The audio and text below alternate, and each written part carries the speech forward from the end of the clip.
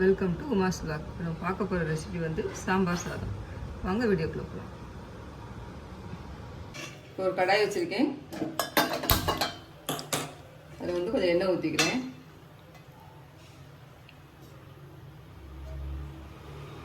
எண்ணெய் சூடாகட்டும். எண்ணெய் காயும் கொஞ்சோண்டு சின்ன வெங்காயம் பச்சை மிளகாய் வச்சுருந்தேன், அதை போடுறேன்.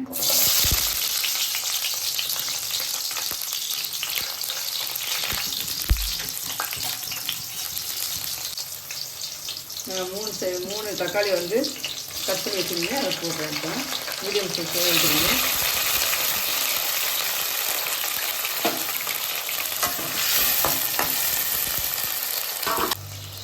தக்காளி இந்தளவு நல்லா வதங்கிடுச்சு.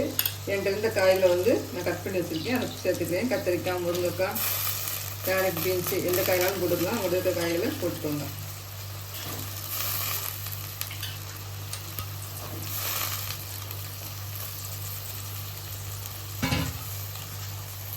லேசாக வதக்கிட்டு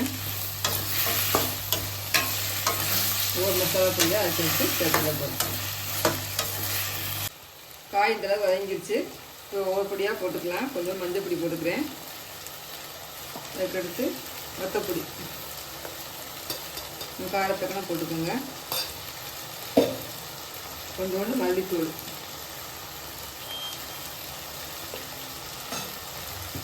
சாம்பார் பொடி கொஞ்சம் வீட்டில் அரைச்சது தான், அதை கொஞ்சம் போட்டுக்கிறேன்.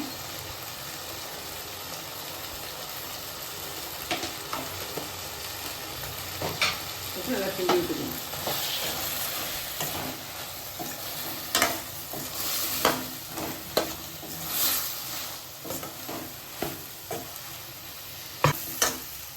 கொஞ்சோண்டு தண்ணி ஊற்றி வேக வச்சுக்கிறேன்.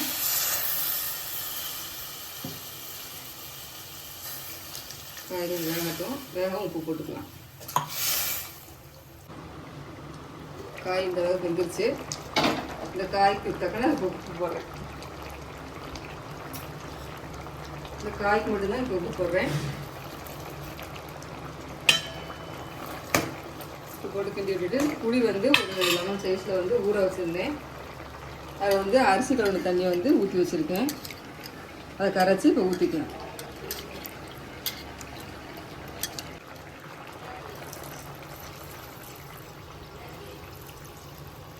ஒன்றரை கிளாஸ் அரிசி எடுத்திருந்தேன். ஒரு கிளாஸ் துவரம் பருப்பு, அதுக்கு வந்து ஒரே ஒரு ஸ்பூன் வந்து பாசி பருப்பு, மூணையும் வந்து ஒன்றா போட்டு கழுவி வச்சுருக்கேன். இதுக்கு வந்து குக்கரில் வந்து 7 கிளாஸ் தண்ணி ஊற்றிருக்கேன். கொஞ்சம் குறைவாக இருந்தால் தான் சாப்பாடு நல்லா இருக்குன்ட்டு 7 கிளாஸ் தண்ணி வச்சுருக்கேன்.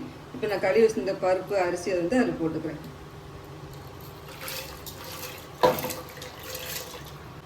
நம்ம வந்து குழம்பு கூட்டி வைக்கும்போது போட்டோம். இப்போ வந்து இந்த அரிசி பருப்புக்கு மட்டும் நான் உப்பு போடுறேன். அரிசி பருப்புலாம் போட்டு நல்லா ஒரு கொதி வந்துகிட்டு இருக்கு. இப்போ வந்து நம்ம கூட்டி வச்சிருந்த குழம்பை வந்து அதில் சேர்க்க போகிறேன்.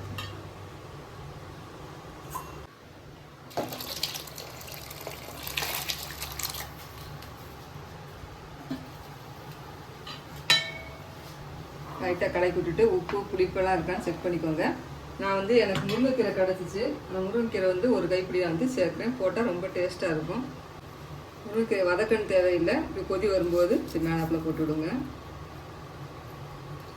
பருப்பு இந்த முருங்கைக்கீரை எல்லாம் சாப்பிட்றதுனால நல்ல சத்து, எல்லா சத்துக்களும் நமக்கு கிடைக்கும். இது ஒரு கொத்து கருவேப்பிலை மல்லி இலையும் சேர்த்துக்கலாம். அதுக்கடுத்து கொஞ்சம் பெருங்காயத்தூள் போட போகிறேன்.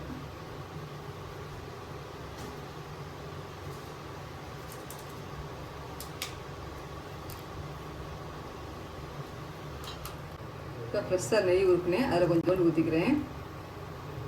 எல்லாத்தையும் நல்லா மிக்ஸ் பண்ணி விட்டுட்டு குக்கரை மூடி ஒரு விசில் விட்டு 10 நிமிஷம் குறைச்சி வைக்கணும்.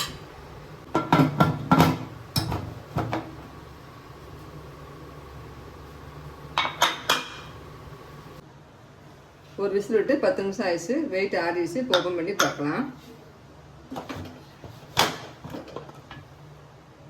சூப்பராக வந்துருக்கு. பாருங்கள்,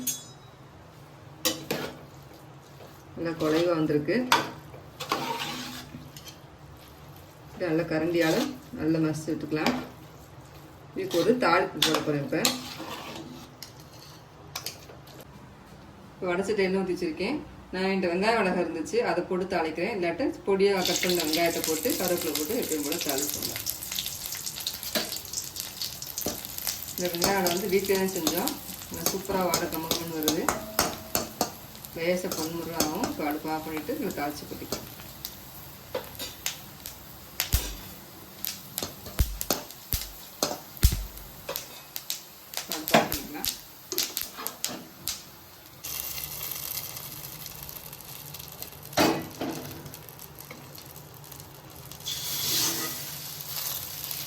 நல்லா மூளை தள்ளி விட்டுட்டு பரிமாறினா சூப்பராக இருக்கும். நல்லா கம்மன்னு சூப்பராக சாம்பார் சாதம் வந்து ரெடி ஆயிடுச்சு.